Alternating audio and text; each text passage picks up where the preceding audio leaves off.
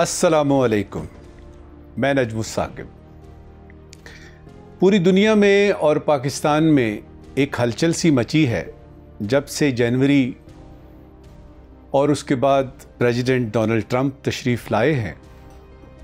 अब तो याद ही नहीं है कितने एग्जेक्टिव ऑर्डर्स उन्होंने निकाले हैं। जब उनकी इलेक्शन कैंपेन चल रही थी तो उन्होंने बहुत सारे दावे किए और वो दावे उन्होंने दोहराए जब वो प्रेसिडेंट दोबारा बन गए। अब वो ये कहते थे कि जी मैं तो 2 घंटे के अंदर अंदर यूक्रेन में जंग बंद करा दूंगा। करा दी है? क्या यूक्रेन में जंग बंद हो गई है? उन्होंने कहा कि ये गज़ा की सूरत हाल जो है ये तो कोई मसला ही नहीं है, ये तो मैं आते ही पहले दिन हो गई सिचुएशन ठीक। क्या गज़ा में अमन हो गया है? उन्होंने कहा जी कि कनाडा को मैं 51st स्टेट बनाऊंगा, 51वीं स्टेट बनाऊंगा अमेरिका की। क्या बन गया है? उन्होंने कहा कि चाइना जो है ना उसको तो तहस नहस कर देंगे। हो गया तहस नहस। उन्होंने कहा कि मैक्सिको में वो वॉल बना देंगे और यूरोप को ये कर देंगे फलाना। उनमें से मुझे ये बताइएगा हुआ क्या है अभी तक? तो आप देखेंगे जब आप गौर से पढ़ेंगे मुख्तलिफ रिपोर्टें, ख़ासतौर पे जो वेस्टर्न मीडिया की रिपोर्टें हैं, तो आपको पता चलेगा कि ये हाथी के दांत हैं जो कि दिखाने के और हैं और खाने के और हैं। अब उसमें यह भी नहीं है कि जब से वो आए हैं अभी तक कुछ उन्होंने जो कहा था वो हुआ नहीं है। ये जो टैरिफ्स की बात हो रही है ना, इसने तो ये किया है कि ये तो हो गया है।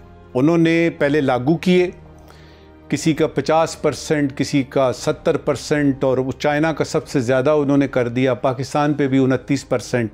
फिर थोड़ी देर बाद उन्होंने रिव्यू किया और कहा कि नहीं जी 10% तक करते हैं सवाए चाइना के, और चाइना को जो है अलहदा डील करेंगे। उससे क्या हुआ कि आपकी ग्लोबल जो मार्केट्स हैं वो डिसरप्ट हुई, हलचल मचती है, जलजला आता है, मार्केटें गिरती हैं, मंदी आती है मार्केट्स में। पाकिस्तान में भी यही हुआ, आपने स्टॉक मार्केट की हाल देखा। लेकिन फिर संभल गया, सिचुएशन संभल गई। अच्छा, अब इस तरह की चीज़ों से क्या होता है? तेल की कीमतों पे फ़र्क पड़ेगा। तेल की कीमतों पे फ़र्क पड़ेगा तो पॉजिटिव या नेगेटिव, वो बाकी दुनिया पे भी फ़र्क पड़ेगा, क्योंकि तेल तो सबने इस्तेमाल करना है। अब आप देखें तो आपको मेन जो 2-3 चीज़ें नज़र आएंगी ना जब से डोनाल्ड ट्रंप आए हैं, उनमें सबसे पहले है कि चाइना कंटेनमेंट की जो पॉलिसी चल रही थी, जो कि प्रेसिडेंट जो बाइडन ने खुलेआम ब्रसल्स में बताया था, बेल्जियम में, कि जी वो सारे नेटो की कंट्रीज़ को इकट्ठा करके, यूरोपियन यूनियन को इकट्ठा करके कि अब चाइना को कंटेन करना है, चाइना अपनी औकात से बाहर जा रहा है, उसको पकड़ना है। जिस पे कि नेटो की कंट्रीज़ और यूरोपियन यूनियन ने अपना अपना हिसाब किताब दिया था, दबे लफ्ज़ों में कहा था कि नहीं जी, वो ये जिस तरह जर्मनी ने कहा, फ्रांस ने कहा। तो ये उनको नई बात नहीं कर रहे हैं, ये अप्रोच उनकी वही है, लेकिन सिर्फ ये कि स्ट्रैटेजी बदल गई है, टैक्टिकल लेवल पे बदल गया, करना कैसे है। अब जो बाइडन किया करते थे वो ढके छुपे अल्फाज में और अल्फाज को बीच में दाएं बाएं करके तरीके सलीके से सिफारती वो जो है ना वो लैंग्वेज इस्तेमाल करके ये सीधा सीधा कह रहे हैं। दूसरी बात ये पता लगी है कि इज़राइल एक वाहिद कंट्री है पूरी दुनिया में जो गलत कर रहा है या सही कर रहा है। अमेरिका उसके साथ है। चाइना सबसे बड़ा दुश्मन है इसलिए कि वो तरक्की कर रहा है। इज़राइल एक ही दोस्त है, क्योंकि उन्होंने तो यूरोप के, जो आप यूके को देख लें वो क्या कर रहे हैं, फ्रांस के साथ, जर्मनी के साथ, जो उनके एलाइज थे उनके साथ। फिर उसके बाद ये कि तमाम किस्म की एड जो है वो बंद कर देंगे, तो किसी मुल्क को एड देंगे ही नहीं। यूएस एड भी ख़त्म कर दी। क्लाइमेट चेंज से निकल गए कि ये तो बिल्कुल होक्स है, ये तो बिल्कुल फजूल है, धोखा है, फलाना। अब सवाल यहाँ ये पैदा होता है कि इस सूरत हाल में पाकिस्तान के पास क्या ऑप्शंस हैं, क्योंकि इसमें 2 चीज़ें एट स्टेक हैं, यानी 2 चीज़ें हमारे लिए बड़े अहम कंसर्न्स हैं। पहला हमारा कंसर्न ये है कि हमारी तिजारत उसका क्या होगा, क्योंकि अमेरिका जो है वो हमारी सबसे बड़ी एक्सपोर्ट डेस्टिनेशन है। अमेरिका में तकरीबन 6-7 अरब डॉलर का हमारी एक्सपोर्ट होती है, जो कि ये 2022 और 23 की फिगर्स हमें बताती हैं।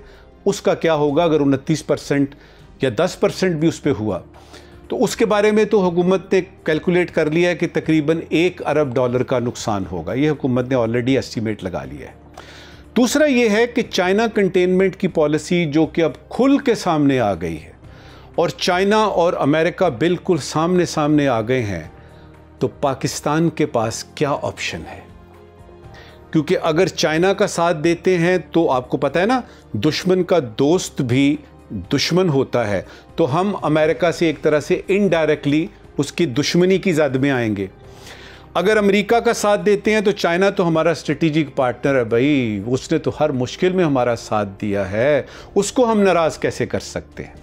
तो ये दो चीज़ें बता रहा हूँ आपको।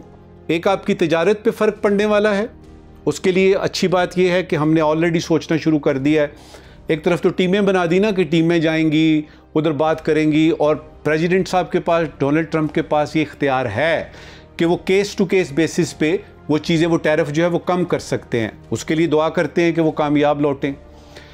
ये जो दूसरा एस्पेक्ट है ना, ये है बड़ा टेक्निकल। इसमें आपकी सिफारतकारी के असरार व रुमूज़ आते हैं, इसमें आपकी सियासी अप्रोच आपकी सामने आती है, इसमें आपको सगेसिटी दिखानी है, आपने अपना विजडम, अपनी हिकमत इस्तेमाल करनी है कि किस तरीके से इन हालात में हम पाकिस्तान, इस्लामाबाद अमल करें, कौन से रास्ते पे चले जिसमें चाइना हमारे साथ रहे और अमेरिका को हम नाराज़ ना करें। उसके लिए जो दिमाग में बातें आती हैं, दो तीन वो आपके साथ शेयर करते हैं। सबसे पहले ये बात आती है कि चाइना का दोस्त रहने के साथ साथ ज़रूरी नहीं है कि हम अमेरिका के दुश्मन भी बने। देखिए, पसंदीदगी नापसंदीदगी, पसंद नापसंद की बात नहीं है कि अमेरिका हमें पसंद है, कुछ कहते हैं जी अमेरिका हमें पसंद नहीं है। अमेरिका आज भी एज वी स्पीक दुनिया की वाहिद सुपर पावर है और इस वक्त गुस्से में है। लिहाजा आपने अपनी बचत करनी है। जो भी अल्फाज इस्तेमाल हम करें, मिनिस्टीरियल लेवल पे स्पोक्स पर्सन कोई बोल रहा है या दफ्तर खारजा का स्पोक्स पर्सन है या किसी रेलेवेंट मिनिस्ट्री ऑफ कॉमर्स का या यानी कैबिनेट डिवीजन से कोई बोल रहा है, ज़रा अल्फाज अपने वो ऐसे रखे कि जिसमें ये ना लगे कि जिस तरह आप डिफाई कर रहे हैं, जिस तरह आप कह रहे हैं कि हम भी वही करेंगे। देखिए, चाइना अगर उनको अमेरिका को कह रहा है कि जी आप 10 करेंगे हम 20 करेंगे, वो ये अफोर्ड कर सकता है, हम ये अफोर्ड नहीं कर सकते। लिहाजा उस सूरत में ये है कि आपने अपने दो तरफ़ा ताल्लुकात को एट स्टेक नहीं लगाना। आप अपने दो तरफ़ा ताल्लुकात को अगर बेहतर नहीं कर सकते, ये जो ज़लज़ला आया हुआ है इस वक्त, तो कम से कम उनको ख़राब भी नहीं करना, और उसके लिए सिफारतकारी बहुत ज़रूरी है। दूसरा ये कि चाइना को पता है कि पाकिस्तान उसके साथ है, उसके बड़े उसमें स्टेक्स हैं, यानी पाकिस्तान के भी और चाइना के भी। तो लिहाजा सिर्फ गुफ्तगू आपने जो करनी है, जो आपने बयानात देने हैं, उसमें ख़ास तौर पे वो जो अपोजिशन के लोग हैं जो कि नहीं चाहते कि यानी किसी वजह से कोई अमन सुकून आए, उनको भी चाहिए कि वो पाकिस्तान का मफाद। देखिए, मेरा किसी भी हुकूमत से, अपनी हुकूमत से कोई इतराज़ हो सकता है। मुझे हो सकता है कि हुकूमत की फ़लाँ चीज़ पसंद नहीं है, फ़लाँ वज़ीर मुझे पसंद नहीं है, मुझे वज़ीर आज़म पसंद नहीं है, वगैरह वगैरह। लेकिन जब बात आती है रियासत पाकिस्तान की, देखिए, हुकूमत और रियासत में बड़ा फ़र्क है। रियासत वही है जो 1947 में मारज़ वजूद में आई थी। वो इन सारे 75, 76, 78 बरसों में रियासत वहीं पे है। हुकूमतें बदलती रहती हैं। तो आपका हुकूमत के साथ जो कुछ भी आपको उनको लेना देना है कि जी हुकूमत ऐसी है वैसी है, वो रखें।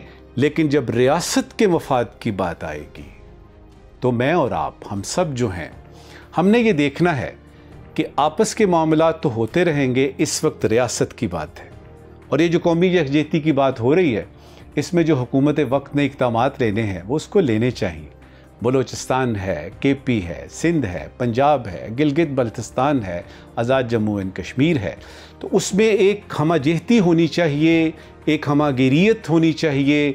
सबके साथ बराबर का सलूक अगर हम शुरू कर देते हैं तो मेरे ख्याल में कौमी यकजहती हासिल करने की तरफ कदम बढ़ाया जा सकता है, जो कि इस वक्त की सबसे बड़ी ज़रूरत है।